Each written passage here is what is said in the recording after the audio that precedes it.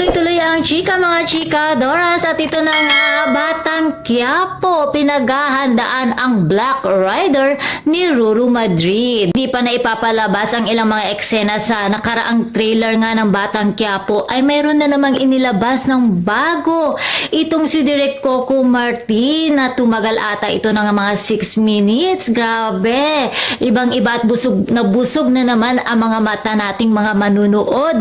At ayaw talaga tayong tipirin ni Coco Martin. Kakakilabot nga talaga ang mga eksena. Trailer pa lang talagang kaabang-abang na. Grabe, kudos to you, Direk Coco Martin. Parang namanghana naman ang mga manunood, puring-puri ng mga netizens at talaga namang halos sa comment section talagang sobrang ganda, ang galing, I love it, ang intense, ang ibang-iba talaga ang Batang Quiapo. Sabi ng iba na parang nakakasawa na, paulit-ulit. Pero alam mo yun, pag talagang naglabas ng trailer o naglabas talaga ng bongga itong si Coco Martin, talagang wow, as in pang international. Nakikita nga sa trailer ang kapistahan ng Puong Nazareno at syempre ang mga mga eksena kasama si Ivana Alawi na talaga naman kinikilig ako sa sobrang ganda at galing ng chemistry nila. Super bagay kasi si Mr.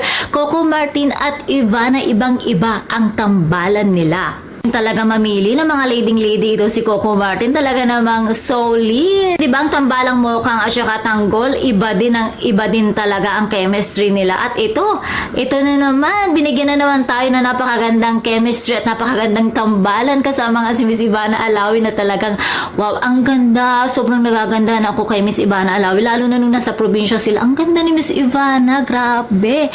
As in, Diyosa, ang ganda talaga, sobra. Nakakakilig ang mga eksena. Ano naman kaya masisay ni Miss Julia Montes dito?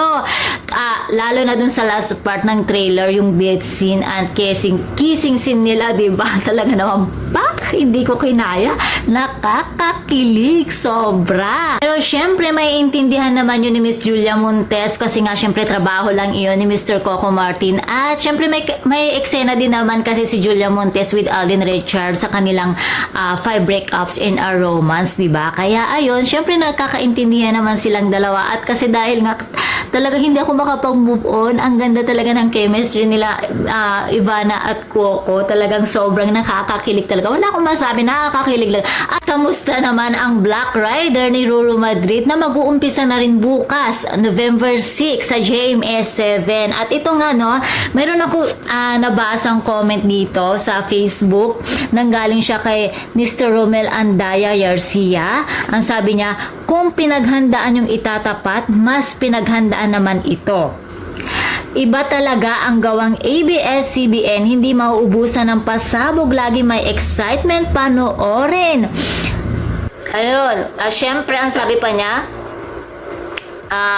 congrats. Ayun, hindi ko mabasa yung sulat ko, pasensya na po dahil sinulat ko lang dito, wala akong gadgets na iba.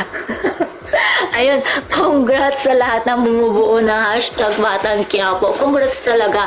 Kumusta naman ang Black Rider na pinaghalo daw na Iron Heart at Batang Quiapo nga nasabi nila is ginaya daw nga nila ang mga part ng the Iron Heart ni Richard Gutierrez at ito ang Batang Quiapo ni Coco Martin equals Black Rider ni Ruru Madrid. Totoo nga ba yun? Siyempre, napanood ko din naman yung trailer at maganda naman, ang dami din ng mga naganda, ang dami mga positive comments din at syempre madami din nag-aabang doon. And may napanood din ako na interview nga ni Ruru Madrid na nagkasalubong ata itong si Coco Martin at si Ruru. Syempre ang sabi daw ni Coco Martin kay Ruru na talagang idol din daw ni Coco Martin itong si Ruru Madrid dahil pinapanood din daw siya ni Coco. Ayun, syempre sana nga diba one day malay natin mag-guest si Ruru Madrid kay sa Batang Quiapo.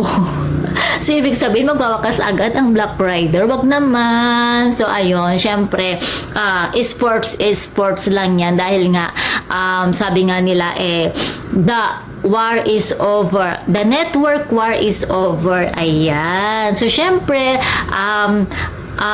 madami din mag-aabang sa Black Rider ni Roro Madrid at syempre madami din naman kasi mag-aabang talaga dito sa Batang Quiapo at isa na din ako doon dahil nga naman walang makuha pong GMA7 ang TV namin.